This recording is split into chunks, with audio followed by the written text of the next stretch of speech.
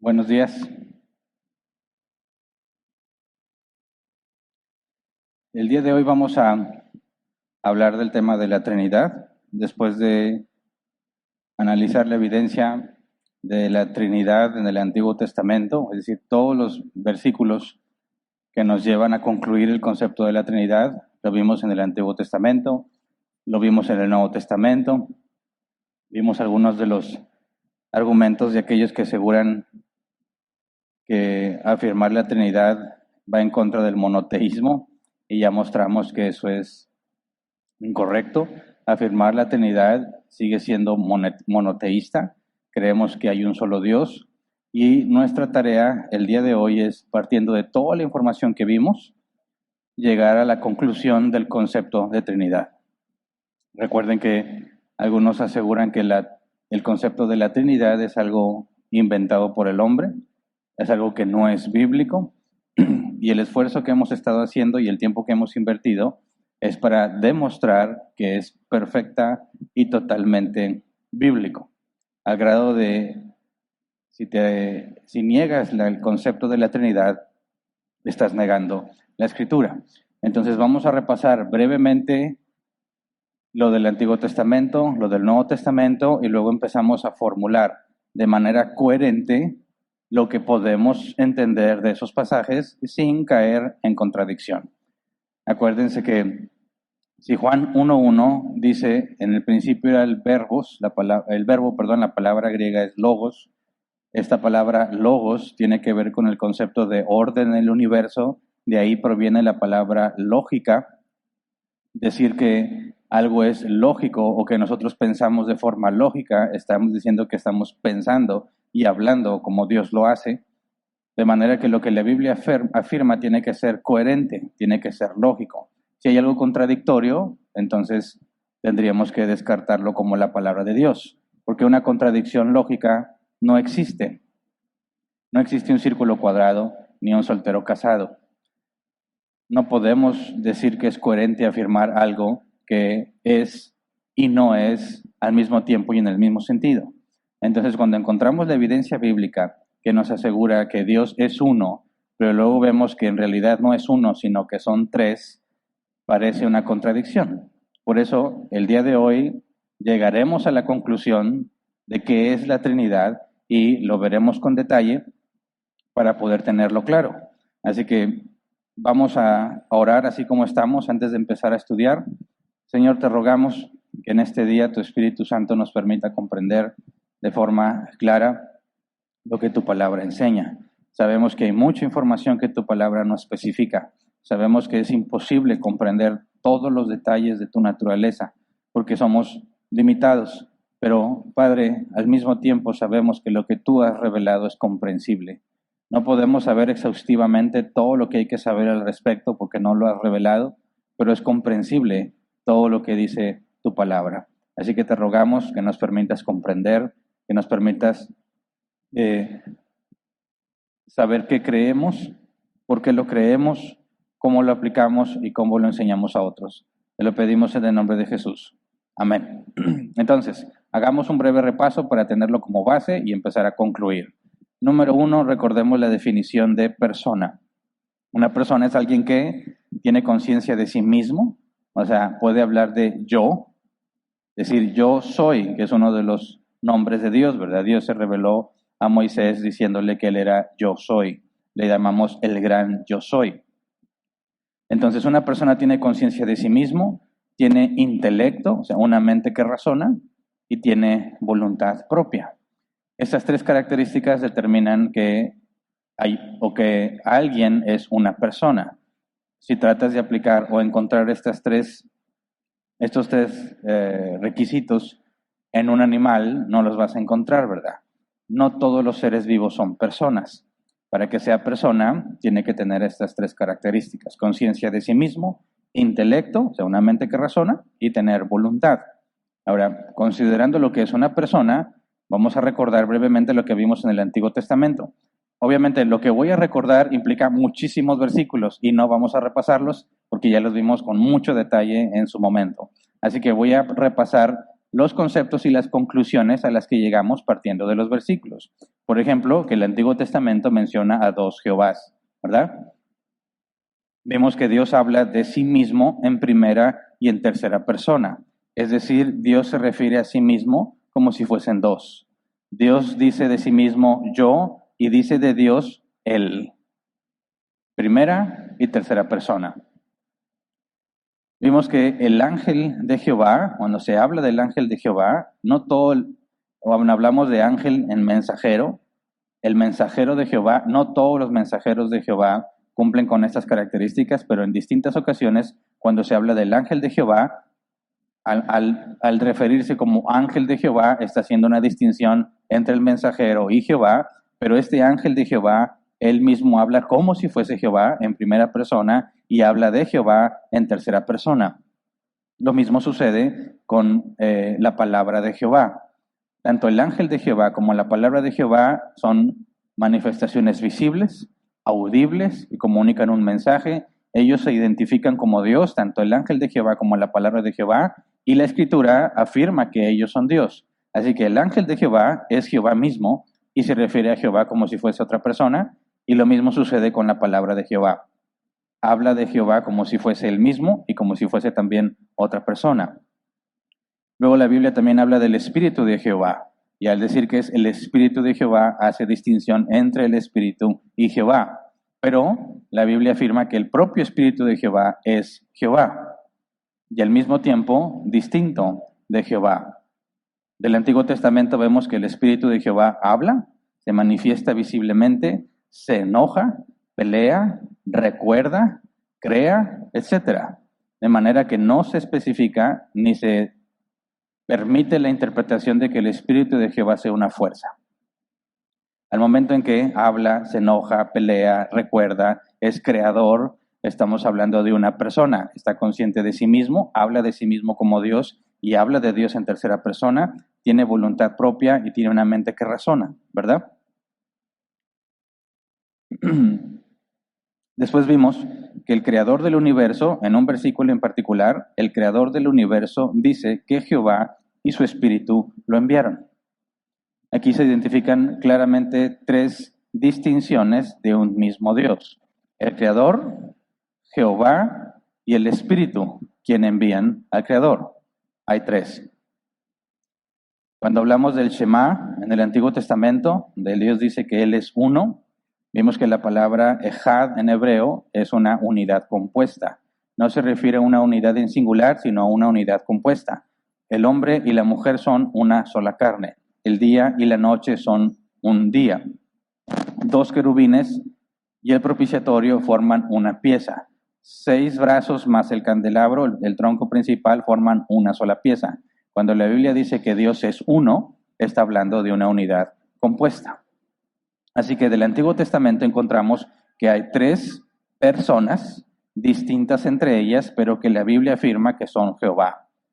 Hay 3 personas que son Jehová y al mismo tiempo hay un solo Dios. Jehová, el ángel o la palabra de Jehová y el Espíritu de Jehová.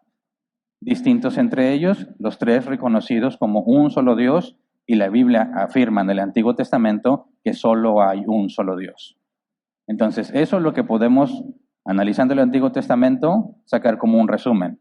El Antiguo Testamento nos da evidencia a 3 personas, pero un solo Dios, y las 3 personas son Dios.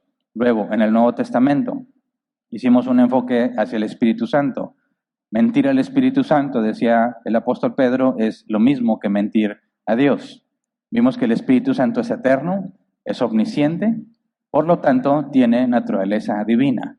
Solo Dios es eterno, solo Dios es omnisciente. Si el Espíritu Santo es eterno y es omnisciente, por lo tanto el Espíritu Santo tiene naturaleza divina, es Dios. El Espíritu Santo se comunica, ordena, elige, llama, aparta para sí mismo. El Espíritu tiene pensamientos, intercede a favor nuestro, guía, enseña, reparte dones según su voluntad. En el Nuevo Testamento claramente podemos ver que no es una fuerza, sino que es una persona. El Espíritu Santo siente, podemos contristarlo y podemos tener comunión con Él. Con respecto a Jesús, se especifica y lo analizamos con mucho detalle desde hace varios meses. Jesús es el creador del universo, del Nuevo Testamento. Es eterno, es llamado Dios, recibe adoración, perdona pecados, da vida eterna, reina en los cielos, etcétera, etcétera. Es muy clara la divinidad de Jesús. Luego, la Biblia afirma en el Nuevo Testamento que Jesús y el Padre son uno mismo, que Jesús está en el Padre y el Padre está en Jesús. Y tenemos referencia a las tres personas, las mismas tres personas que vemos en el Antiguo Testamento, y en el Nuevo Testamento se le llaman el Padre, el Hijo y el Espíritu Santo. El Padre, el Hijo y el Espíritu Santo. Si tomamos esas tres personas y vemos lo que decía el Antiguo Testamento, en el Antiguo Testamento se habla de Jehová, el ángel o la palabra de Jehová y el Espíritu Santo. De manera que podemos hacer una concordancia, ¿verdad?, entre las personas nombradas en el Nuevo Testamento y las personas del Antiguo Testamento. Coincide. El Padre, el Hijo y el Espíritu Santo son llamados Dios y al mismo tiempo son un solo nombre cuando hablamos de la gran comisión de la Iglesia. Entonces, teniendo toda esta información, Antiguo y Nuevo Testamento, podemos sacar conclusiones partiendo de esa misma información, ¿verdad? Y ese es el propósito del día de hoy. Si partimos de la idea de que el concepto de la Trinidad es una invención humana, no deberíamos encontrar tanta evidencia en el Antiguo y en el Nuevo Testamento que nos llevan a concluir el concepto de la triunidad.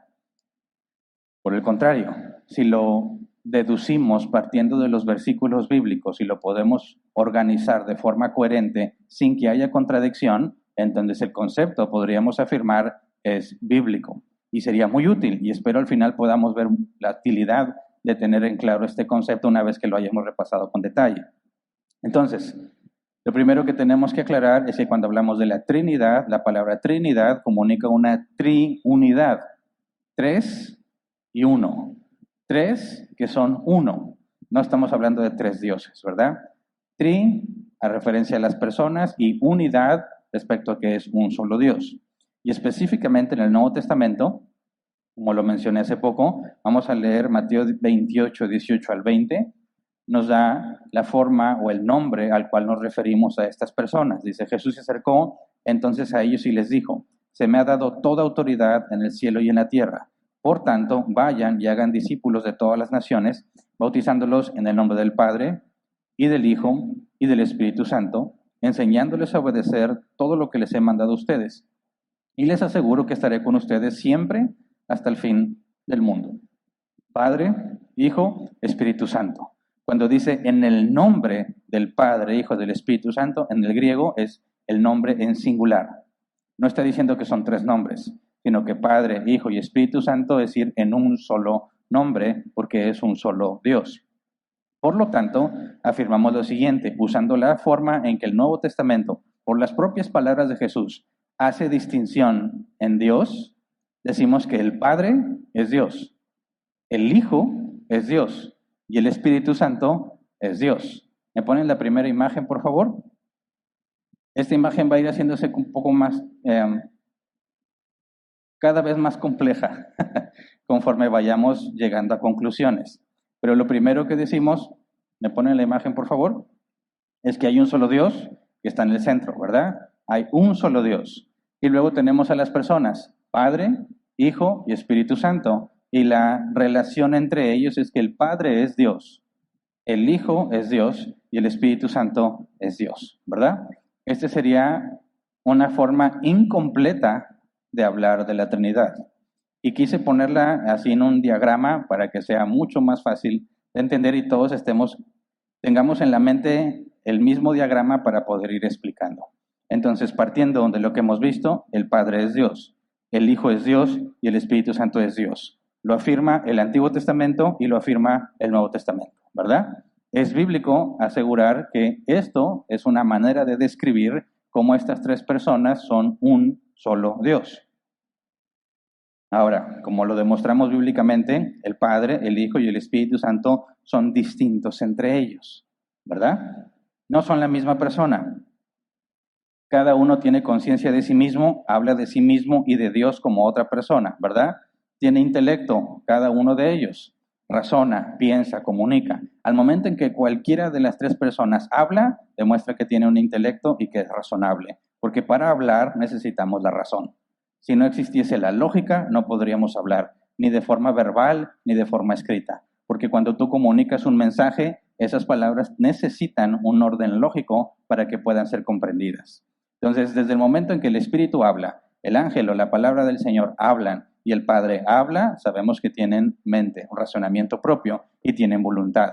Vemos en el Antiguo Testamento y en el Nuevo Testamento que están haciendo lo que ellos mismos se propusieron hacer, ya sea que hayan sido enviados y deciden hacerlo o que ellos hablen por sí mismos. Entonces, podemos afirmar lo siguiente, que el Padre no es el Hijo, ¿verdad? El Padre no es el Espíritu Santo. El Hijo no es el Padre y el Hijo no es el Espíritu Santo. El Espíritu Santo no es el Padre y el Espíritu Santo no es el Hijo. ¿Me ponen la siguiente imagen, por favor? Donde establecemos una relación más entre ellos. Tenemos la imagen inicial, el Padre, el Hijo y el Espíritu Santo. Cada uno de ellos es Dios. Y a su vez, el Padre no es el Espíritu Santo no es el Hijo y el Hijo no es el Padre. Y en cualquier dirección que lo quieras ver, ¿verdad? Ahora, hasta aquí, esta es la forma más simple de tratar de expresar qué es la Trinidad. Aquí hablaríamos de un término o de un concepto completo, pero no detallado. Podemos detallarlo aún más. Entonces, con lo que hemos visto, aquel que afirme que el Padre es el Hijo tiene una seria contradicción bíblica, ¿verdad? Aquel que afirma que el Padre es el Espíritu Santo tiene serios problemas bíblicos. No lo puede afirmar haciendo exégesis. No puedes concluir partiendo del texto que el Padre y el Hijo son el mismo, porque es súper evidente que hay distinción entre ellos, ¿verdad? Es decir, el Padre, si partimos de la Escritura, el Padre nunca fue enviado por nadie, ¿verdad? Jesús dijo que lo enviaba el Padre. El Espíritu Santo es enviado por Jesús y por el Padre, pero el Padre nunca fue enviado por ninguna de las personas de la Trinidad. Afirmamos también que el Espíritu Santo no padeció en la cruz por nuestros pecados. El Padre tampoco padeció en la cruz por nuestros pecados. Decimos que el Espíritu Santo no se encarnó de María. El Padre tampoco se encarnó de María. Quien se encarnó de María fue Jesús. Decimos que es el Espíritu Santo quien fue derramado en el Pentecostés. La Biblia no dice que el Padre fue derramado o que el Hijo fue derramado. Es súper evidente, clara y consistente la distinción entre el Padre, el Hijo y el Espíritu Santo. Otro aspecto importante entre la unión de estas tres personas. Vamos a Juan capítulo 14, versículo 10 y 11. Juan 14, 10 y 11 dice, ¿acaso no crees que yo estoy en el Padre y que el Padre está en mí? Las palabras que yo les comunico no las hablo como cosa mía, sino que es el Padre que está en mí el que realiza sus obras. Créanme cuando les digo que yo estoy en el Padre y que el Padre está en mí, o al menos créanme por las obras mismas. Esto ya lo habíamos analizado, ¿verdad? Pero lo quiero usar como punto de partida. El Padre está en Jesús, Jesús está en el Padre. Cuando hablamos de Jesús y hablamos de el Hijo, estamos hablando de la misma persona, pero naturalezas diferentes, ¿verdad? Cuando hablamos de Jesús, estamos haciendo énfasis a la naturaleza humana, ¿correcto? Porque aquí hay preguntas capciosas. Decíamos, ¿Jesús existe desde antes de la fundación del mundo? ¿Qué responderías? Dices, sí, sí. ¿Jesús nació de María desde antes de la fundación del mundo? No. La naturaleza humana de Cristo tiene un principio, ¿verdad? La naturaleza humana de Cristo no es eterna, pero el Hijo es eterno. ¿A qué nos referimos cuando hablamos de el Hijo? Estamos hablando de la naturaleza divina. Pero, como ya vimos la unión hipostática, ¿se acuerdan? La unión perfecta entre la naturaleza humana y la naturaleza divina, hablamos de una naturaleza como si fuese la otra. Por eso decíamos que Dios sufrió en la cruz. ¿Por qué? Porque están perfectamente unidos. Pero se vuelve complejo tratar de hablar en términos de Jesús. Cuando decíamos, Adán y Eva hablaron con Dios, se escondieron en el jardín. ¿De quién se escondieron? De Dios, sí. Pero ¿del Padre? ¿Del Hijo? ¿O del Espíritu Santo? ¿Con quién hablaron? con quien habló Abraham. Hemos visto que el Espíritu de Jehová hablaba, ¿verdad? El ángel, la palabra de Jehová hablaron y el Padre hablaba. Entonces sí podemos hacer una distinción. ¿Con quién hablaron Adán y Eva? ¿Con quién habló Abraham? ¿Con quién habló Gedeón? Bueno, tenemos que ir a las palabras de Jesús. Jesús dijo que hay un solo mediador entre Dios y los hombres, Jesucristo hombre. Y en el rol de la salvación, en la economía de la Trinidad, las reglas internas entre ellos, del acuerdo que ellos tienen para salvar a los elegidos, entendemos que Jesús es quien media. Pero cuando hablamos de la encarnación, pero antes de ser encarnado, sigue siendo mediador, es el Hijo. Así que podemos deducir, Adán y Eva se escondieron del Hijo. Abraham habló con el Hijo. Gedeón habló con el Hijo. Pero no nada más el Hijo habló, porque ya vimos que el Espíritu Santo también hablaba y el Padre también.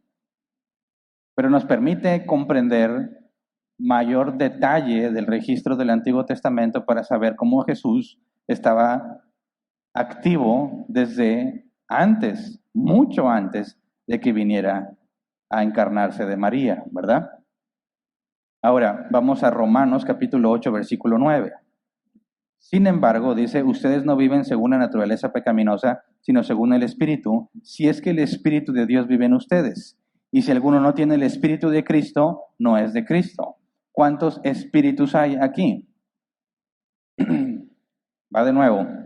Ustedes no viven según la naturaleza pecaminosa, sino según el Espíritu.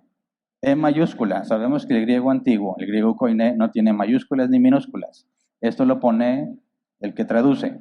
Y lo pone para que entendamos en el contexto de quién está hablando. Un espíritu con E minúscula refiriéndose a cualquier ser espiritual o espíritu con E mayúscula refiriéndose al Espíritu Santo. Dice, no viven según la naturaleza pecaminosa, sino según el Espíritu, con E mayúscula, porque no aplicaría y no tendría sentido decir que vivimos de acuerdo a un espíritu con E minúscula, ¿verdad? Vivimos según el Espíritu Santo. Y luego dice, si es que el Espíritu de Dios vive en ustedes. Y aquí nos sirve la información del Antiguo Testamento. El Espíritu Santo es llamado el Espíritu de Jehová, el Espíritu de Dios. Entonces cuando nos dice, si es que el Espíritu de Dios vive en ustedes, está hablando del mismo Espíritu Santo, ¿verdad? Y como el Antiguo Testamento lo afirma, el Espíritu Santo es el Espíritu de Jehová.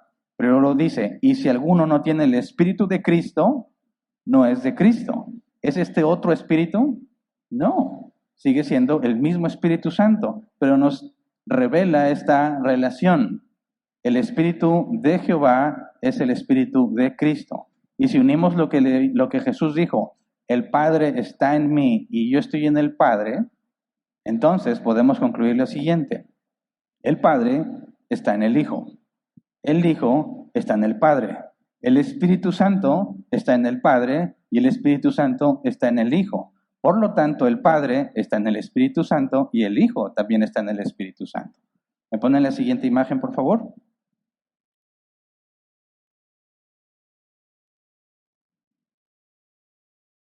Agregamos, debajo de no es, agregamos el está en, ¿verdad? El Padre está en el Espíritu Santo está en el Hijo está en el Padre y en cualquier sentido que lo veas. ¿Se entiende? No me lo saqué de la manga, lo estamos deduciendo de la Escritura, ¿verdad? Ok, otro aspecto más. Partiendo otra vez de que Jesús está en el Padre y el Padre está en Jesús, consideremos ahora el siguiente pasaje, Juan capítulo 17, versículo 1 al 5. Dice, después de que Jesús dijo esto, dirigió la mirada al cielo y oró así, Padre, ha llegado la hora, glorifica a tu Hijo para que tu Hijo te glorifique a ti, ya que le has conferido autoridad sobre todo mortal para que Él les conceda vida eterna a todos los que les has dado. Y esta es la vida eterna, que te conozcan a ti, el único Dios verdadero, y a Jesucristo a quien tú has enviado. Ya te he glorificado en la tierra y he llevado a cabo la obra que me encomendaste. Y ahora, Padre, glorifícame en tu presencia con la gloria que tuve contigo antes de que el mundo existiera. Y aquí podemos ver que el Padre glorifica al Hijo y el Hijo glorifica al Padre. Y que cuando Jesús está hablando con el Padre, no se refiere al Padre como si fuera el mismo, ¿verdad?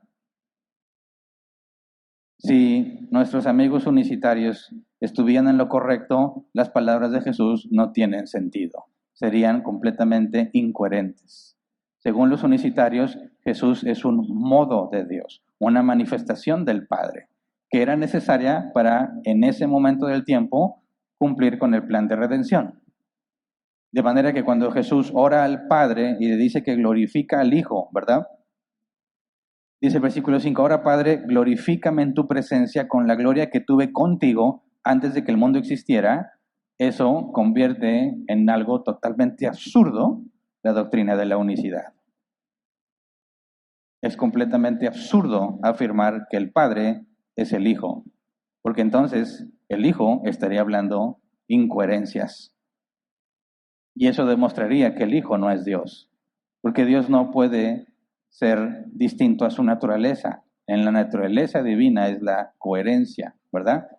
Entonces, si Dios hablase incoherencias, tendríamos que descartarlo como Dios. Eso demostraría que no es Dios. Por lo tanto, podemos concluir de aquí, el Padre es distinto al Hijo. El Padre glorifica al Hijo y el Hijo glorifica al Padre. Luego, Juan capítulo 16, versículo 13 al 15. Pero cuando venga el Espíritu de la verdad, Él los guiará toda la verdad porque no hablará por su propia cuenta, sino que dirá solo lo que oiga y les anunciará las cosas por venir. Él me glorificará porque tomará de lo mío y se lo dará a conocer a ustedes. Todo cuanto tiene el Padre es mío. Por eso les dije que el Espíritu tomará de lo mío y se lo dará a conocer a ustedes. Entonces, uno de los objetivos del Espíritu Santo es glorificar al Hijo, ¿verdad? Pero el Hijo está en el Padre y el Padre está en el Hijo. Al glorificar al Hijo, glorifica al Padre. Cuando el Padre glorifica al Hijo y el Espíritu Santo está en el Hijo, el Padre también glorifica al Espíritu Santo. Y esto nos permite afirmar lo siguiente. El Padre glorifica al Hijo, el Padre glorifica al Espíritu Santo. El Hijo glorifica al Padre y el Hijo glorifica al Espíritu Santo. Y el Espíritu Santo glorifica al Hijo y el Espíritu Santo glorifica al Padre. Y esto nos permite hacer la siguiente relación entre las personas. ¿Me ponen la siguiente imagen, por favor?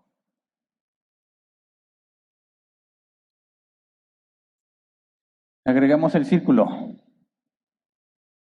El Padre glorifica al Espíritu Santo glorifica al Hijo, el Hijo glorifica al Padre y el sentido contrario también. Y en cruzado, así como lo quieras ver.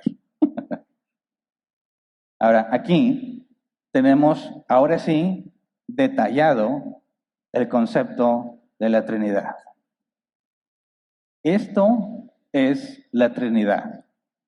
Una palabra muy simple, pero con un significado y alcance muy profundo, que proviene completamente de la Escritura. ¿Se entiende?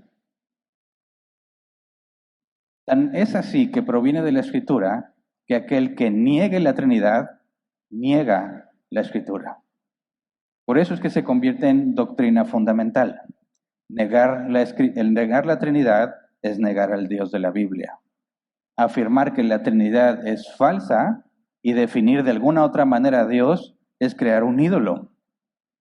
Un Dios según tu propio criterio. Porque es imposible negar la Trinidad si quieres permanecer bíblico. Entonces, cuando hablamos de la Trinidad, si tú eres trinitario, estamos hablando de ese detalle de profundidad. Si alguien dice que no está de acuerdo con la Trinidad, revela muchísimas cosas, ¿verdad? Para empezar, revela o que está en desacuerdo con todo lo que vimos del Antiguo y del Nuevo Testamento, o que ignora por completo el concepto. Y como lo ignora, lo desecha. ¿Verdad? Vamos a leer ahora Jueces capítulo 12, versículo 4 al 6. Les había platicado de esto hace poco, pero ahora quiero que lo analicemos con un poco más de detalle para entender por qué es importante este concepto a la hora que nos relacionamos con otros que dicen ser cristianos. Jueces 12, versículo 4 al 6. Dice, entonces Jefté reunió a todos los hombres de Galaad y lucharon contra los de la tribu de Efraín. Los de Galaad derrotaron a los de Efraín porque esto les habían dicho, ustedes los galeaditas son renegados de Efraín y Manasés. Los galeaditas ocuparon los vados del Jordán que conducen a Efraín, y cada vez que algún sobreviviente de Efraín decía, déjame cruzar, los hombres de Galaad le preguntaban, ¿eres de la tribu de Efraín? Si le contestaban no, ellos decían, muy bien, di Shibolet. Si decía Sibolet, porque no podía pronunciar la palabra correctamente, lo agarraban allí mismo, en los vados del Jordán lo degollaban. En aquella ocasión murieron 42,000 hombres de la tribu de Efraín. Ok. ¿Cómo le hacían ellos para identificar entre amigos y enemigos si son prácticamente familiares todos, verdad? Hablaba, si tú piensas en la Segunda Guerra Mundial y ves Japón contra los americanos, visiblemente identificas quién es japonés y quién es americano, ¿verdad? Ellos que están en las mismas regiones y descienden del mismo ancestro, ¿cómo distingues? Porque físicamente o en su apariencia no hay distinción clara. Bueno, en la pronunciación, la palabra Shibolet. Entonces dices, oye, ¿eres de los nuestros? Soy de ustedes, mi amigo. Excelente. Di Shibolet. Y no puede. O sea, me estás mintiendo. No somos de los mismos. ¿Verdad? El concepto de la Trinidad es nuestro Shibolet. ¿Se entiende? ¿Eres cristiano? Sí. ¿Eres bíblico? Uf. ¿Crees en la Trinidad? No. Entonces no eres bíblico. ¿Verdad? Así de simple. Imagínate que no existe el concepto de Trinidad y quieres saber si alguien cree lo mismo que tú crees del Dios de la Biblia. ¿Por dónde empezarías? ¿Eres bíblico? Sí. ¿Crees en Dios? Sí. ¿Crees que hay un solo Dios? Sí. ¿Crees que Jesús es Dios? También. ¿Y el Espíritu Santo? También es Dios. Es mi hermano. No, espérate. ¿Jesús es Dios? Sí. O sea, ¿el Padre y el Hijo? Sí. Ah, muy bien. No, todavía no, espérate, no. El Padre y el Hijo, ok. ¿Quién es el Hijo? El Padre. Ah, espérame, ¿cómo? ¿Quién es el Hijo? ¿Cuál es la respuesta? La única respuesta correcta. El Hijo es la segunda persona de la Trinidad. ¿Verdad? Porque si dicen, no, sí, el Hijo es Dios. Lo que pasa es que el Padre y el Hijo son el mismo. Y Dios se disfraza del Hijo o toma forma de Hijo para cumplir un propósito, cumple su propósito y deja esa forma del Hijo. Y ahí surgen preguntas como, a ver, si Jesús realmente tuvo un cuerpo humano y fue temporal, Jesús murió y resucitó, ¿y dónde abandonó el cuerpo? Porque si son el mismo, ya no lo necesita, ¿verdad? Dice, no, sigue manteniendo su cuerpo. Ah, ok, entonces tienes al Padre que dice, yo soy Dios, ¿verdad? Y tienes al Hijo que dice, yo soy el Padre. Tienes a dos distintos que afirman ser yo, el mismo. Es inconsistente, es incoherente. Uno de los dos no es Dios o ninguno de los dos es Dios. Son problemas que no tienen solución si te atreves a afirmar que el Padre y el Hijo son el mismo. Fíjate, ¿a qué grado logras identificar una falsa doctrina, una herejía, a un grado profundo? Que los que no estudian, que los que no profundizan, nunca van a poder distinguir. No lo van a poder distinguir. Y van a ser desviados hacia un ídolo. Porque cualquier cosa que tú llames Dios, pero no es el Dios de la Biblia, es un ídolo. ¿Cuántos cristianos dicen que son cristianos, pero en realidad son idólatras? Porque han modificado lo que la Biblia dice acerca de Dios para hacerlo como mejor les parece a ellos, incluso contradiciendo directamente la Escritura. Ahora esto es serio. Tito 2:1 dice, tú, en cambio, predica lo que está de acuerdo con la sana doctrina. La palabra sana es, en el griego, sin alterar, íntegra. La sana doctrina, la enseñanza sin contaminación, pura. Si queremos ser bíblicos, tenemos que apegarnos a lo que la Escritura dice. Cuando hablamos de la Trinidad y encapsulamos toda esa información, estamos asegurándonos de permanecer bíblicos. Cualquiera que se desvíe del concepto trinitario ya no es bíblico. Y está en pecado, porque ya no está de acuerdo con la doctrina bíblica, la está adulterando, la está modificando. Tito 1:9, uno de los requisitos para ser anciano, debe apegarse a la palabra fiel según la enseñanza que recibió, de modo que también pueda exhortar a otros con la sana doctrina y refutar a los que se opongan. Refutar a los que se opongan. No nada más es yo la entiendo, refutas a los que dicen que es falsa. ¿Cómo le haces para refutar a algo? Tienes que argumentar, ¿verdad? Alguien dice eso de la doctrina de la Trinidad es falso. A ver, vamos a repasar todos los argumentos bíblicos para demostrarte que es 100% bíblico y refutar tu afirmación. Ahora, no hablamos de los ancianos como supercristianos, ¿verdad? Simplemente son cristianos maduros. Todos debemos de tener los requisitos para ser anciano. Entonces, ¿por qué no todos son ancianos? Porque la Biblia dice que es algo que debes de anhelar. Quien anhela obispado, a buena obra desea, o buena obra aspira. Tiene que haber primero la convicción de que Dios te ha llamado a eso. Y luego se valida que tengas todos los requisitos. Tito 1 y 1 Timoteo capítulo 3. Y luego tienes la confirmación de la asamblea.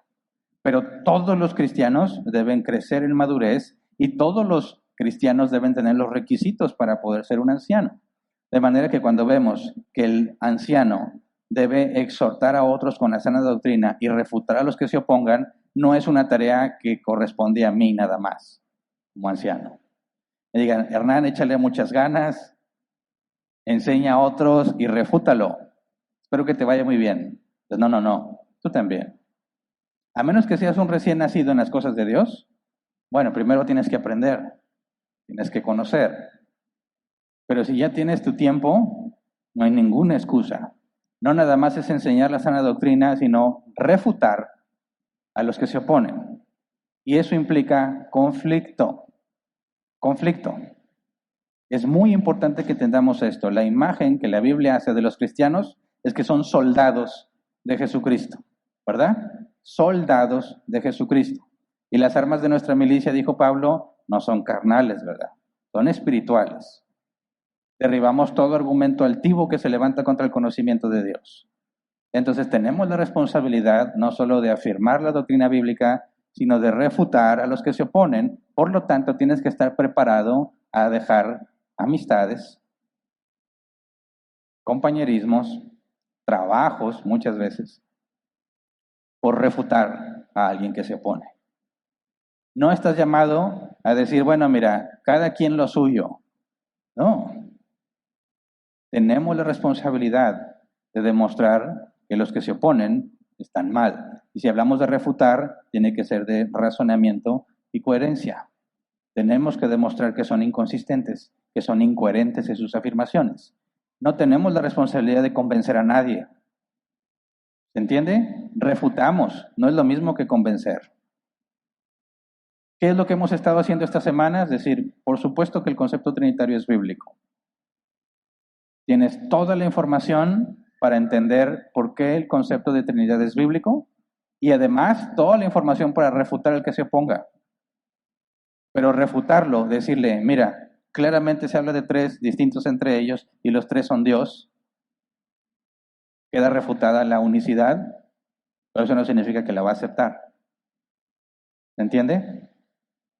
Él puede decir, pues no me importan tus argumentos, yo sigo creyendo esto. ¿Ok? Yo cumplí con mi responsabilidad, mostrarte que es una incoherencia lo que afirmas. Por lo tanto, no puede ser verdad, pero solo Dios convence a las personas. Específicamente, la tercera persona de la Trinidad. Solo el Espíritu Santo redarguye de pecado.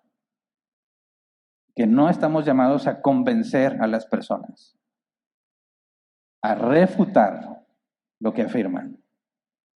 ¿Se entiende? Así que los cristianos que quieren ser bíblicos tienen que estar preparados para lidiar con el conflicto.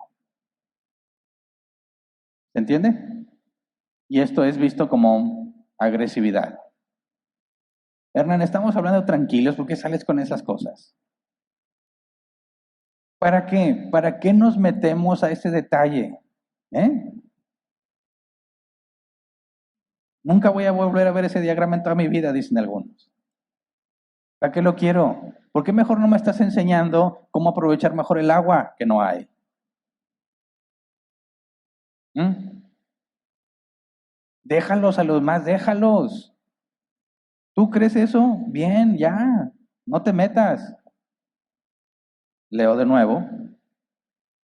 Debe apegarse a la palabra fiel según la enseñanza que recibió, de modo que también pueda exhortar a otros con la sana doctrina y refutar a los que se opongan. Es una responsabilidad y un mandato, ¿verdad? Quien se aparta de la sana doctrina es un obstinado que nada entiende. Y no lo digo yo, lo dice el apóstol Pablo. 1 Timoteo 6, capítulo 6, versículo 3 al 4. Si alguien enseña falsas doctrinas, apartándose de la sana enseñanza de nuestro Señor Jesucristo y de la doctrina que se ciñe a la verdadera religión, es un obstinado que nada entiende. Ese tal padece del afán enfermizo de provocar discusiones inútiles que generan envidias, discordias, insultos, suspicacias, etcétera, etcétera. Un obstinado que nada entiende, aquel que no se apega a la sana doctrina de nuestro Señor Jesucristo. Ese es el calificativo bíblico. Por lo tanto, esa es la percepción que debemos de tener de aquellos que persisten en una doctrina alterada. ¿Se entiende? Mira, las cosas están tranquilas. Y este es un fenómeno que sucede con cristianos y con los que no son cristianos. Hay personas que están erradas, que están siguiendo un mal camino, pero de alguna manera tienes una relación con ellos, es tu familiar, es amigo de muchos años, sabes que si le mueves las cosas se van a poner mal. Entonces nadie dice nada, nadie habla del tema. ¿Por qué? Porque quieren mantener la paz, ¿verdad? El amor. Vamos a amarnos. La Biblia dice que Dios es amor, ¿no? Así que vamos a amarnos. ¿Ok? Pero ¿cómo puede ser coherente que tú ames a tu hermano y ves que está siendo un obstinado que nada entiende y no le dices? ¿Cómo es congruente el amor al evitar decir la verdad? Partiendo de la responsabilidad bíblica de exhortar a otros. No es para que vayas al mundo, ¿verdad? Y les digas, ¿no crees en la Trinidad? No, no esperamos de ellos eso. Sí, de los que se dicen cristianos, más de los que se dicen bíblicos. Y si tú pretendes llevar la vida, cada quien lo suyo, estás pecando por omisión, ¿verdad? No estás haciendo lo que debes de hacer. Entonces, tienes que tomar la decisión de decir, mi hermano, mi amigo, mi primo, mi cuñado, mi suegro, quien sea, porque te amo, te tengo que decir esto. Tu doctrina es incorrecta. Y tienes que mostrarle los argumentos bíblicos para refutar su posición. Oye, pero se va a enojar y ya no me va a hablar. Es probable. Oye, es mi jefe, me va a correr. Es probable. Es el que me consigue el agua. Me voy a morir de sed. Es probable. Pero a alguien le vas a quedar mal. O quedas mal con tu amigo, tu hermano, tu cuñado, tu pariente, tu pastor, tu vecino, o quedas mal con Dios. Escoge. Tienes que escoger. No hay un punto medio.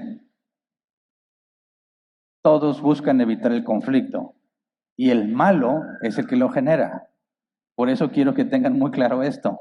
Vas a ser visto como el malo, el que no ama, el cizañoso. Fíjate cómo describe aquí el versículo 4, Timoteo 6, 4. Es un obstinado que nada entiende. Ese tal padece del afán enfermizo de provocar discusiones inútiles que generan envidias, discordias, insultos, suspicacias. todos van a pensar que ese eres tú, ¿verdad?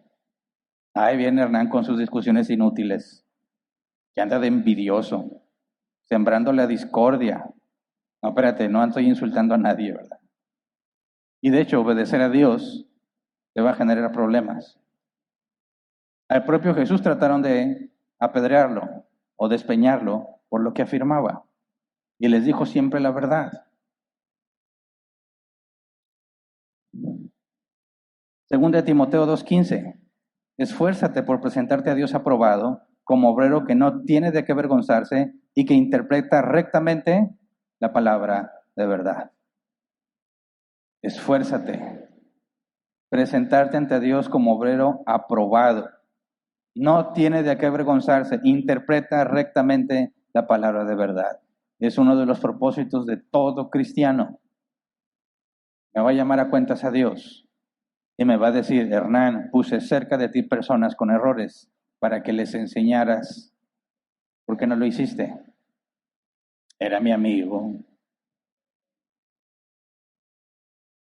¿Qué justificación vas a dar de tu silencio? No se puede justificar. No se puede. Así que entendamos bien esto. Estamos llamados a generar conflicto por la verdad, sin ofender, sin insultar, de forma amena y de buen gusto. Eso es lo difícil, ¿verdad? Pero estás llamado al conflicto. Estás llamado a arruinar la fiesta cuando es necesario. En pocas palabras, estás llamado a quedar mal con los que no se apegan a la sana doctrina. ¿Se entiende? Y como cristianos, tenemos que prepararnos para eso. Tenemos que estar adiestrados para el conflicto. Yo sé que eso se puede oír muy mal, ¿verdad? Pero tienes que estar preparado para el conflicto. Tienes que saber identificar el problema y buscar el momento oportuno para decirlo. Tienes que saber cuáles son tus límites. No estás llamado a convencer, pero sí a refutar. Tienes que saber hasta dónde ya entendió el problema, pero simplemente es necio. Y para eso necesitas práctica, ¿verdad? Y si no practicas, nunca vas a avanzar en ese tema. Y vas a vivir en pecado. Porque en lugar de hacer lo correcto y de exhortar a otros, prefieres ser un cobarde. Entonces estamos en una situación complicada. Piensa, ¿cuál es la mejor manera de confrontar a alguien? Tienes que saber cómo hablar, cómo decir las cosas, cuándo reírte y cuándo no reírte, porque se vuelve muy complejo.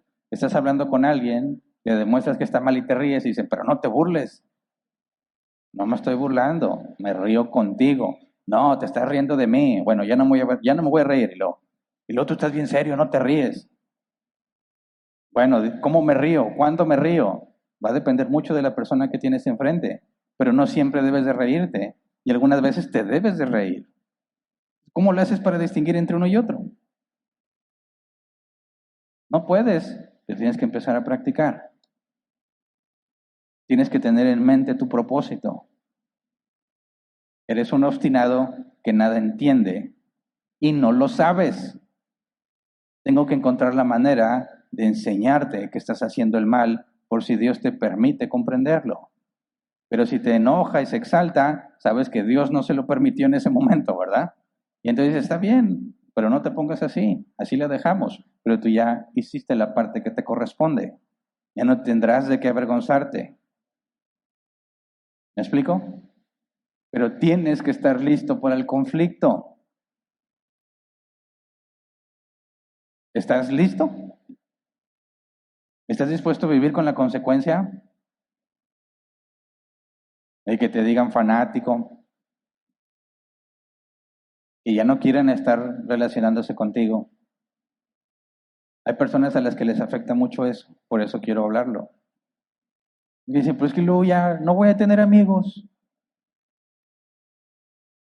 Si tienes que escoger entre amigos y el Señor, ¿qué escoges? ¿Mm? ¿Qué se espera que un cristiano escoja? ¿Qué dijo Pablo? Todo lo tengo por estiércol, con tal de ganar a Cristo. No puedes estar en paz con los que se oponen a la doctrina bíblica. No puedes hacer como que nada pasa. Entonces, hemos estado estudiando meses este tema, ¿verdad? Tienes toda la información y Dios, como lo comenté ayer en la junta de miembros, está poniendo las oportunidades. ¿Qué vas a hacer? ¿Vas a entrar al conflicto o te vas a acobardar?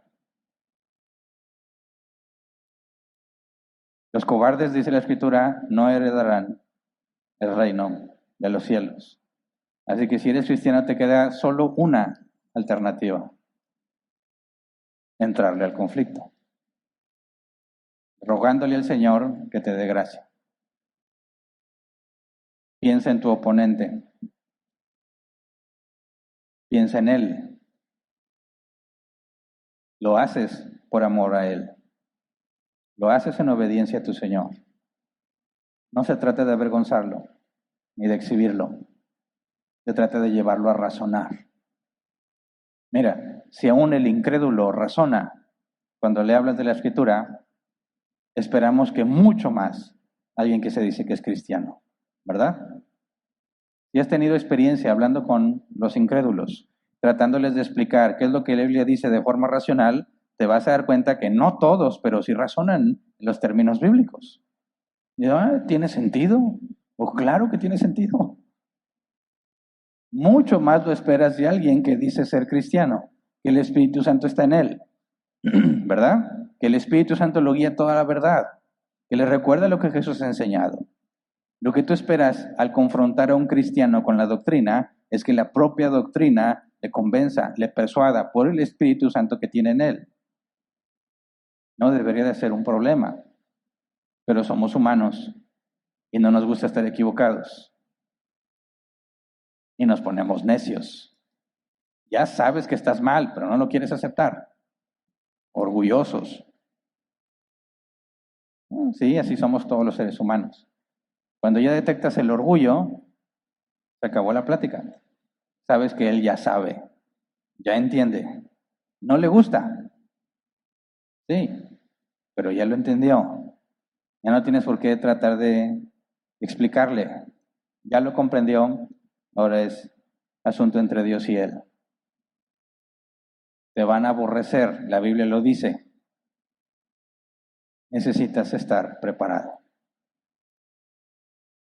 ¿Se entiende? Repasemos por última vez ese último versículo que quisiera que sea algo que todos llevemos en nuestra mente todos los días de tu vida. Esfuérzate, según de Timoteo 2:15, esfuérzate por presentarte a Dios aprobado, como obrero que no tiene de qué avergonzarse y que interpreta rectamente la palabra de verdad.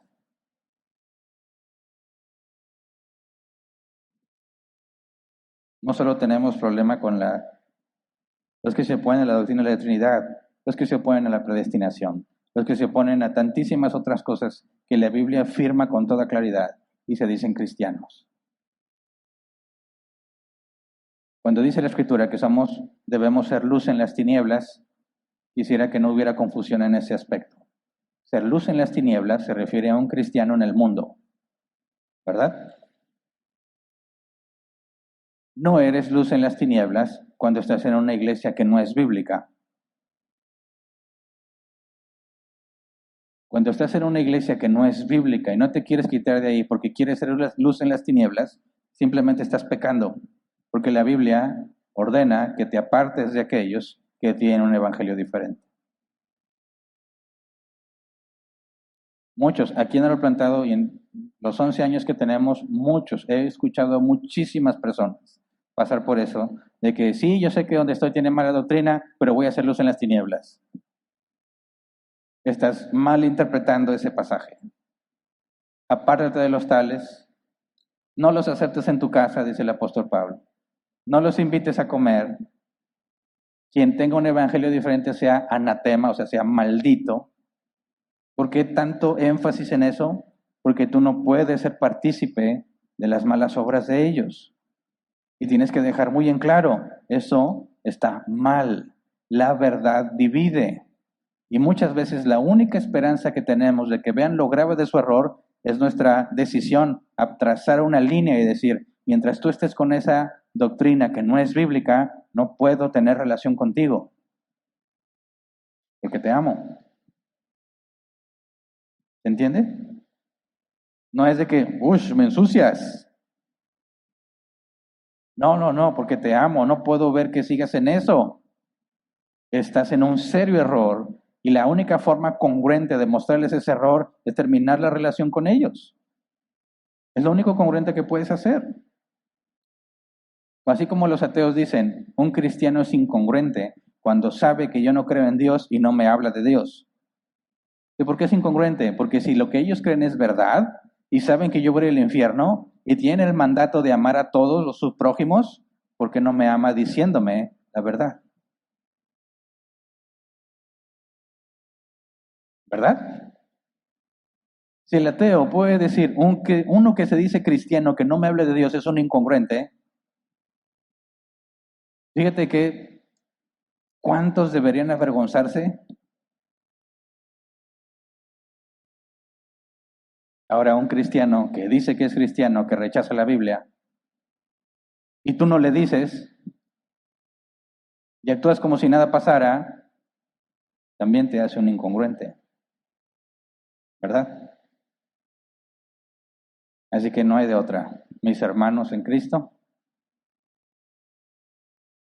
hay que practicar, hay que empezar a acercarnos, buscar el momento oportuno, traer esto al tema. Prepárate, estudia, para que cuando llegue la oportunidad, la aproveches.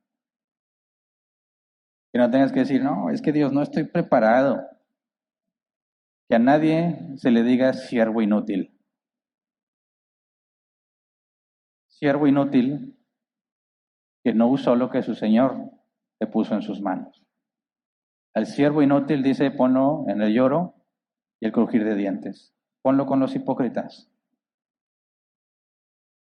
Así que tenemos que ser valientes. Tenemos este problema. Antes era muy fácil distinguir entre una iglesia que es bíblica y una que no es, ¿verdad? Estaba tan gravemente mal enseñada la Biblia en esos lugares que era muy obvio, ¿verdad? Nada más está de que los escuches cantar y tienen una pésima doctrina por lo que cantan. Ni siquiera llegas a la predicación. Ya cuando llegas a la predicación dices, ya, o sea, era una confirmación de lo que estaban cantando. Pero ya hay cada vez iglesias que se dicen bíblicas. Y no quisiera que ustedes digan, ¿es bíblica? Sí. Ah, bueno. Me dan ganas de darles una cachetada santa. ¿Cómo que es bíblica? ¿Cómo? No, es que yo lo conozco, es muy serio, muy firme. ¿Y eso qué? ¿Cuándo dice la Biblia? Ah, sí, son serios y firmes, son bíblicos. ¿Qué crees? ¿Qué enseñas? ¿Qué cantas? ¿Qué haces? Determina si eres bíblico o no. No, mi hermano, yo estoy de acuerdo contigo. Sí, decimos los mexicanos, de lengua me echo un taco. De labios para afuera todos son bíblicos. Escúchalos, analiza su doctrina, haz las preguntas importantes. ¿Quién es Jesús? Y te va a revelar su doctrina. ¿Se entiende? Y vamos a ponernos de pie y vamos a orar.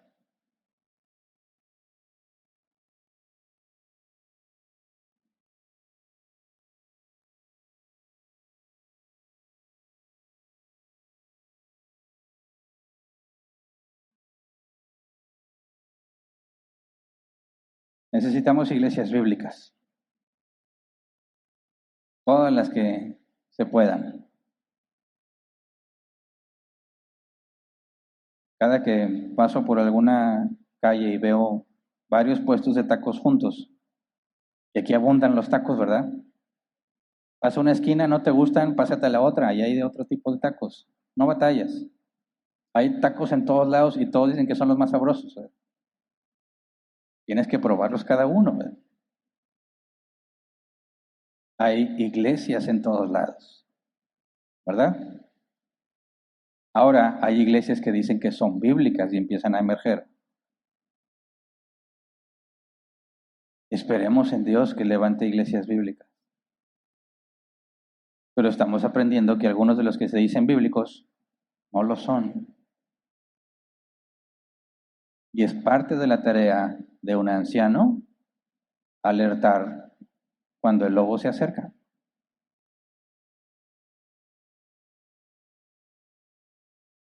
Algunos entre nosotros tienen contacto con iglesias que se dicen bíblicas, pero no lo son. Me preocupan las ovejas que Dios me ha puesto para cuidar de ustedes. Piensen, juzguen bíblicamente lo que escuchan. No caigan en que sí, le tengo confianza. No, las falsas doctrinas son herejías que se introducen, dice el apóstol Pedro, secretamente.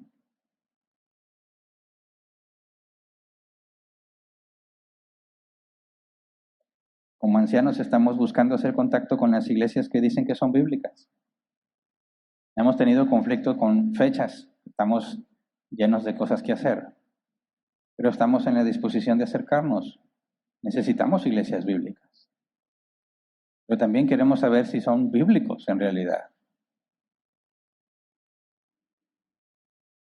Satanás siempre imita, siempre se disfraza de ángel de luz.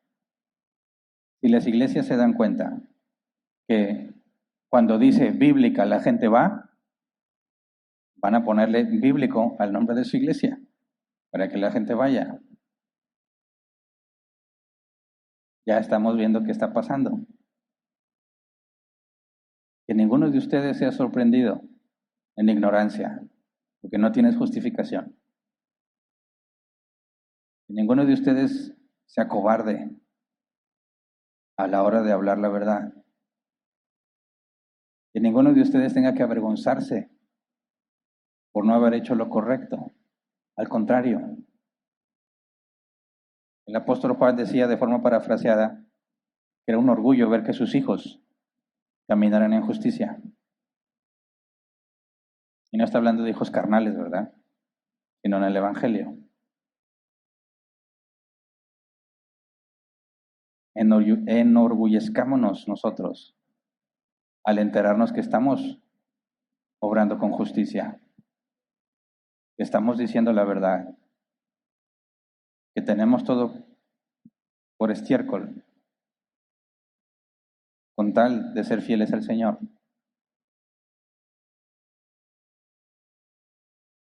Necesitamos mucha sabiduría y mucha gracia. Aquí es donde los que oran se benefician, los que escudriñan se vuelven útiles, están listos para tomar las oportunidades. El negligente se da cuenta de su negligencia, se da cuenta que no está preparado cuando debería estarlo, se da cuenta que no es útil y debería serlo, se da cuenta que no está haciendo lo que le corresponde, pero hay esperanza.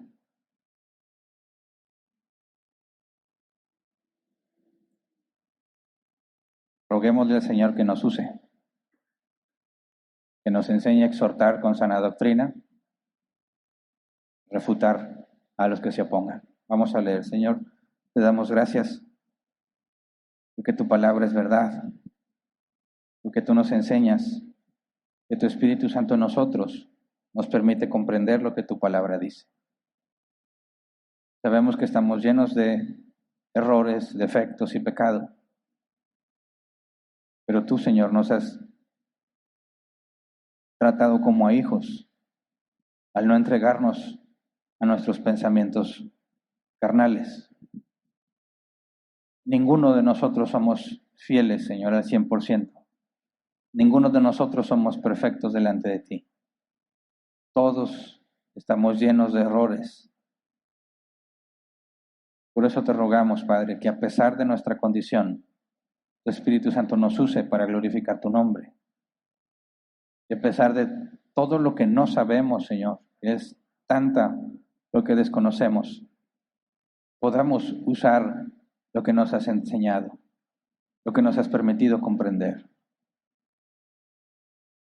Ayúdanos, Señor, a ver con amor a los que se oponen. Ágape, el amor por convicción. Tratarlos, Señor, como queremos ser tratados nosotros, dice tu palabra. Ayúdanos a amar a nuestro prójimo como a nosotros mismos, a no quedar en silencio ante el error, a buscar, Señor, el momento oportuno para hablar, pero hablar con firmeza, con seguridad, partiendo de tu palabra. Ayúdanos, Padre, a ver como tú ves a aquellos que están en el error. Ayúdanos a distinguir entre aquellos que solamente están confundidos y aquellos que voluntariamente enseñan cosas equivocadas. Ayúdanos a distinguir entre ovejas perdidas y lobos rapaces. Ayúdanos, Señor, a distinguir entre las ovejas y los lobos vestidos de oveja. Hemos sido llamados a preservar la sana doctrina. Entre nosotros, entre los que conocemos, queremos ser soldados fieles, Señor, que están listos para hacer lo que corresponde, cueste lo que cueste. Queremos ser, Señor, luz en las tinieblas ante el mundo que no te conoce. Y queremos dejar en claro, Padre, que aquel que tiene un evangelio diferente, tú lo has llamado anatema. Enséñanos a perseverar, a crecer en el conocimiento tuyo, Señor, por medio de tu palabra. Ayúdanos, Padre, a que conforme más aprendemos, Señor, más sabiduría alcancemos, por lo tanto, haya una humildad en nosotros que antecede. Tu palabra enseña que la humildad antecede la sabiduría. Enséñanos a ver, Señor, que mientras más sabemos, más conscientes somos de lo mucho que ignoramos. Por lo tanto, caminamos en humildad. Que ninguno de nosotros se envanezca porque tiene conocimiento. Al contrario, Señor, que el conocer, el abrir nuestros ojos para ver todo lo que debemos hacer, nos lleve de manera inequívoca a la conciencia de que necesitamos un Salvador, porque es tanto el bien que deberíamos estar haciendo que nos quedamos muy cortos. Gracias porque tus misericordias son nuevas cada mañana, Señor. Gracias porque mis errores del día de ayer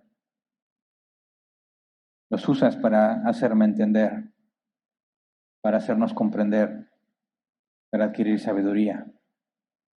Enséñanos, Padre, a poner en práctica lo que nos has permitido comprender, a ser congruentes con el amor bíblico, a ser como tú, Señor.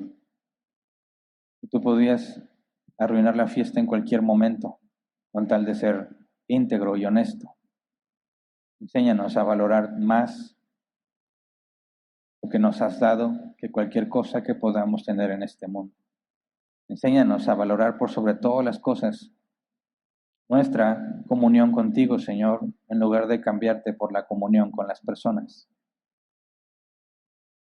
Danos, Señor, el querer como el hacer para propagar tu luz en aquellos que no te conocen y para refutar a los que se oponen. Te lo rogamos en el nombre de Cristo. Amén. Pueden sentarse.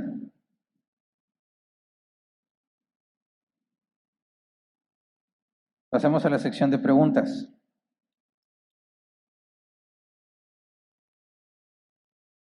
Aún hay cosas interesantes que vamos a ir viendo conforme retomemos el tema de Jesús.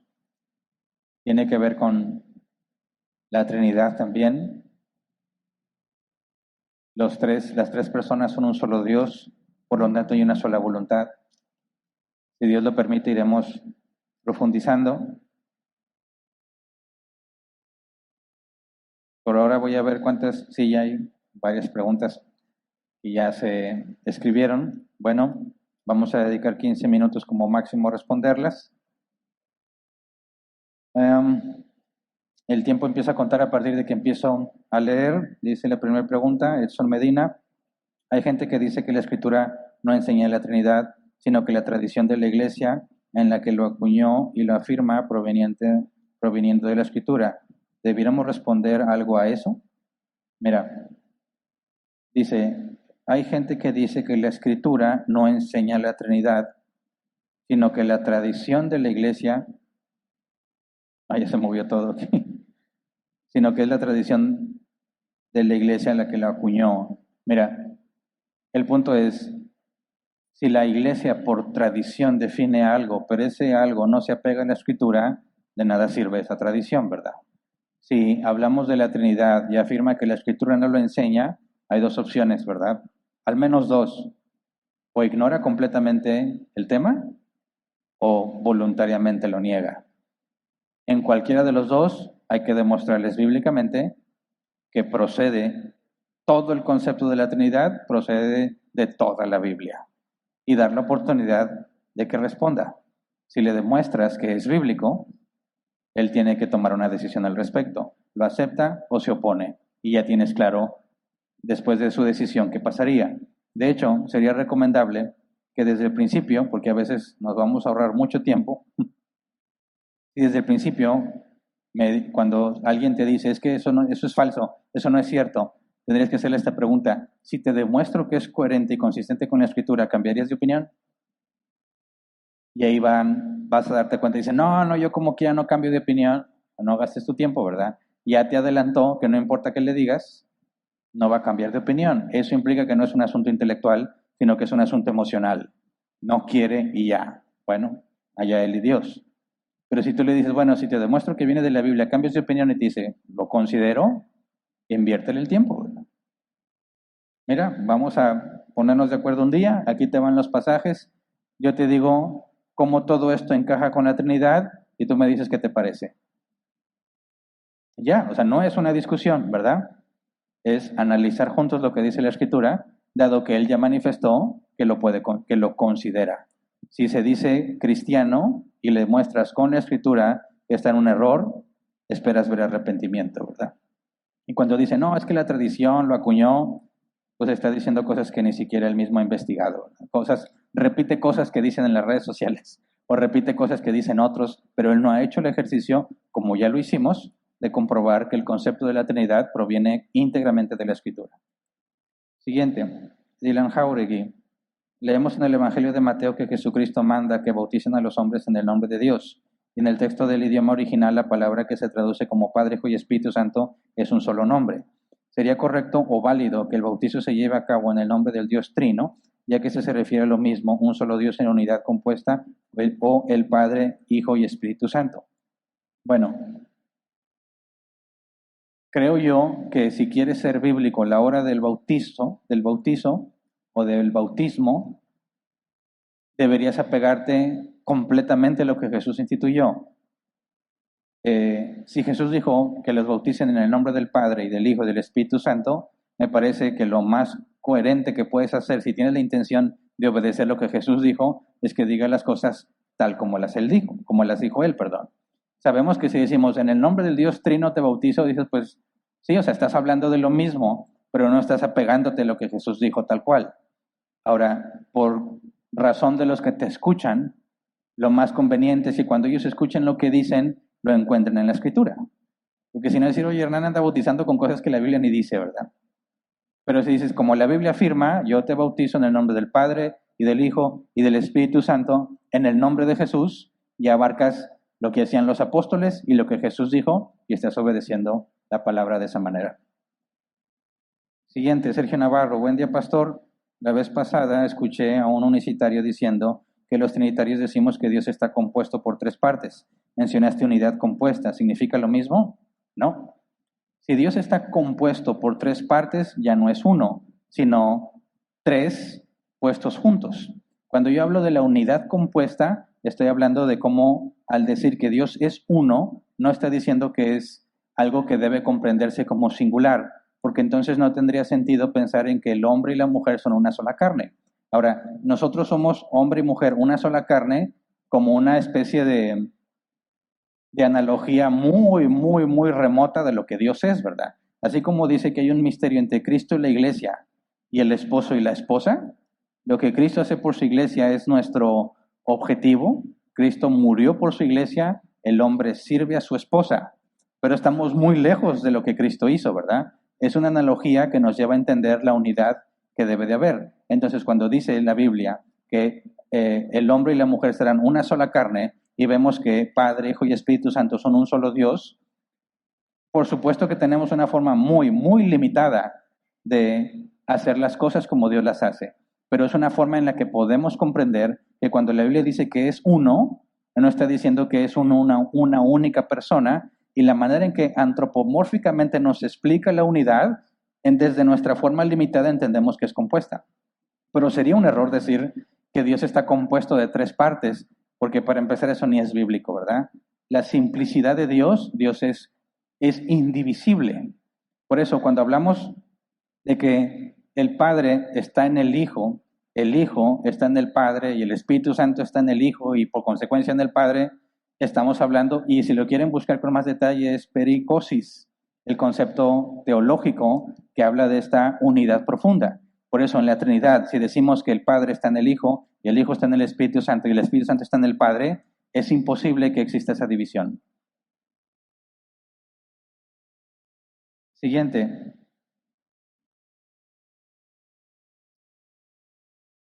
Se me movió aquí todo. Discúlpeme si estoy consumiendo tiempo. Ya. Sigue Alex García. ¿De dónde se puede deducir que Adán y Eva se escondían del Hijo? Pregunto para saber y poder responder. Bueno, lo podemos deducir que hay un solo mediador y que Jesús dijo que nadie ha visto al Padre. Entonces, si solamente es Jesús a quien hemos visto y en el Antiguo Testamento están relacionándose con Dios y hay un solo mediador entre Dios y los hombres, la conclusión lógica es que es el Hijo, ¿verdad? Es el rol que Él desempeña. Siguiente, Alfredo Mireles, buenas tardes. ¿Qué aconsejas cuando sabes que no hay suficiente tiempo para explicar a un hermano, amigo o conocido que tiene una postura opuesta? Consideramos que la mayoría de conocidos son católicos, pentecostales, progresistas, unicitarios, etcétera. Aún así debe entrar en discusión. Mira, si tú tienes amigos que son, por ejemplo, pensamos en católicos o en pentecostales, tú tienes que buscar el momento oportuno para hablar de eso, ¿verdad? Cuando a mí me presentan una persona, ya sea ateo o lo que sea, no voy a entrar en esos temas de inmediato, ¿verdad? Ni siquiera sé si lo voy a volver a ver, ¿verdad? Pero imagínate que empiezan a tener compañerismo y empiezan a relacionarse, ¿verdad? Y empieza a generarse una amistad. Ahí es donde te vuelves incongruente si no confrontas esos temas.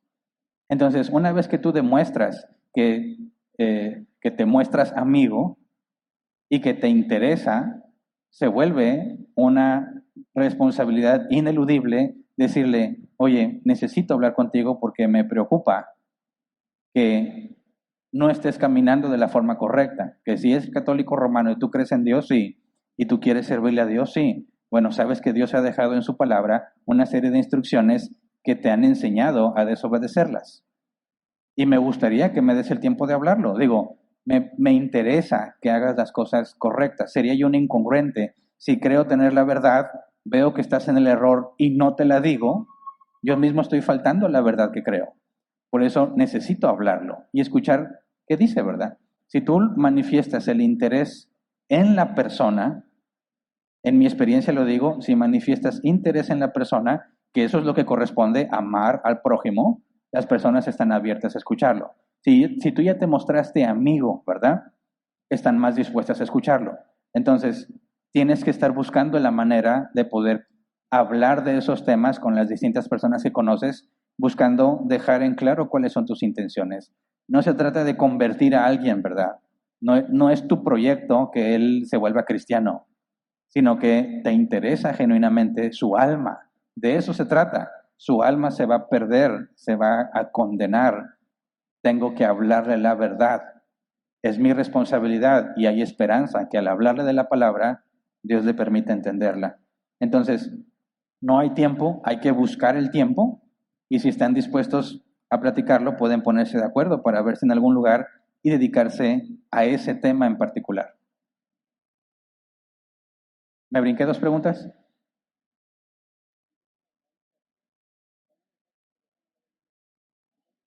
Ah, ok, cierto. Es que volví a ver a Sergio aquí, pero esta era otra pregunta. Gracias.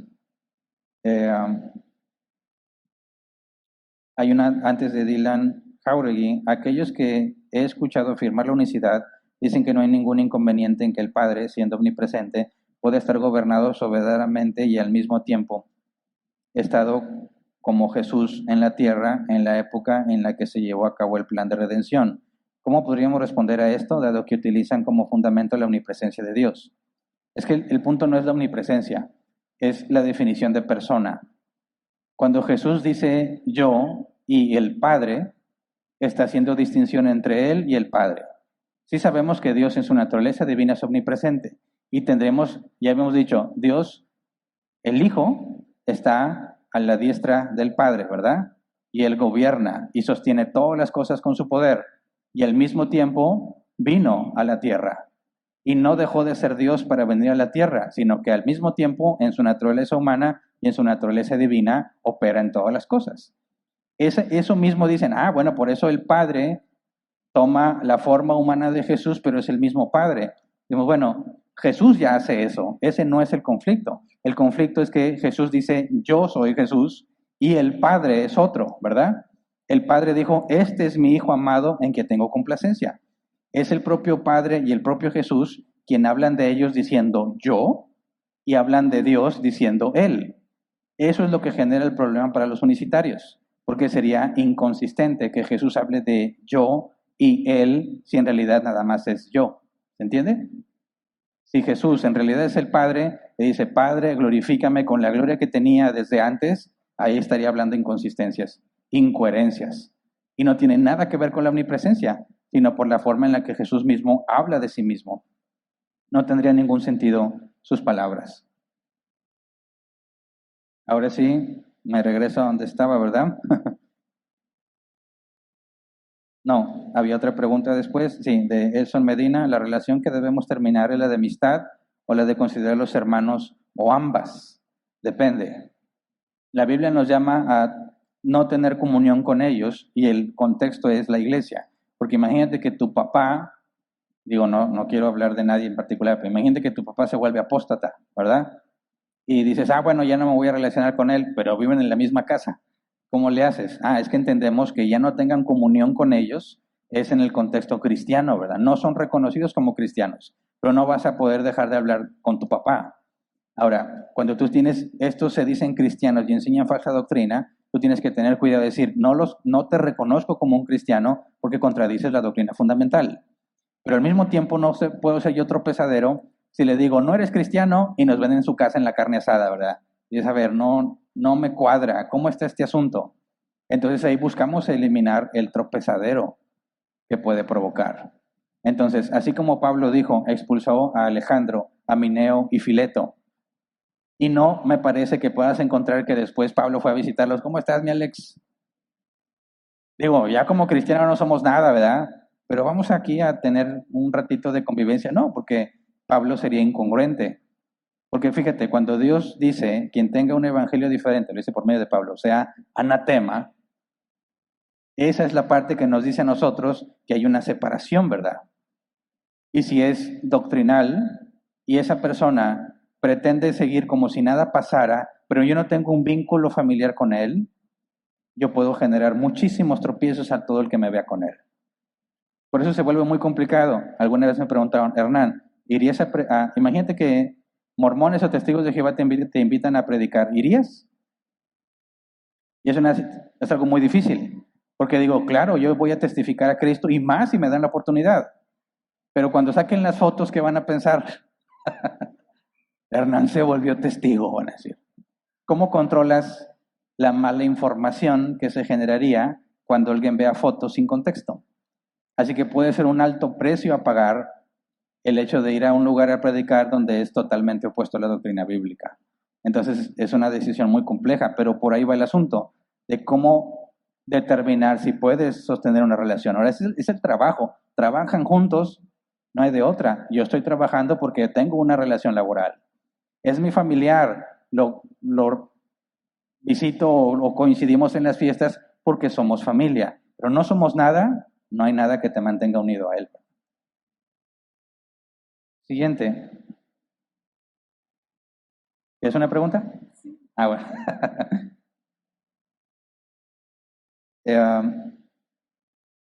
Ok, ya de Alfredo Mireles, Carlos Leal, dice, buenas tardes, pastor.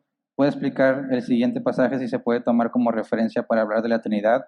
Y aquí hay comentarios donde se menciona que este pasaje no estaba en el original, de porque tres son los que dan testimonio. En el cielo, el Padre, el Verbo y el Espíritu Santo, y estos tres son uno. Mira, yo no lo mencioné, bueno, sí, la polémica de que no está en el original, y aparte cuando dice que estos tres son uno, se puede también traducir como estos tres están de acuerdo. Y el decir que estos tres estén de acuerdo no implica que sean un mismo Dios, ¿verdad? Por eso es que yo no lo consideré en la evidencia que les presenté. No me parece que en particular deje claro el concepto trinitario, porque se puede traducir como que simplemente están de acuerdo. Y bueno, se acabó el tiempo. Quedaron algunas preguntas pendientes. No te quedes con las dudas. O sea, si tienes una duda en temas fundamentales y se acaba la sesión de preguntas, hay chance de verlo en la sesión de preguntas de cada catorcena, ¿verdad? Cada 2 semanas. Este martes no toca, ¿verdad? Toca hasta el otro. Pero si tú me ves aquí desocupado, pregúntame. Aprovechemos bien el tiempo, ¿ok? Bueno, no alcanzamos a ver las demás, pero bueno, si Dios lo permite, retomaremos el tema de Jesús. Ya entramos a esto porque es la segunda persona de la Trinidad, dejamos en claro la Trinidad. Ahora, si Dios lo permite, regresamos a estudiar más, a profundizar quién es Cristo.